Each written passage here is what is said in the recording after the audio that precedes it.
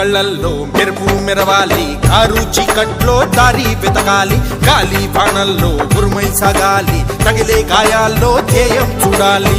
ఒకటే జననం, ఒకటే మరణం, ఒకటే గమనం, ఒకటే గమ్యం. గెలుపు పొందే వరకు గలుపు లేదు మనకు, బ్రతుకు అంటే గెలుపు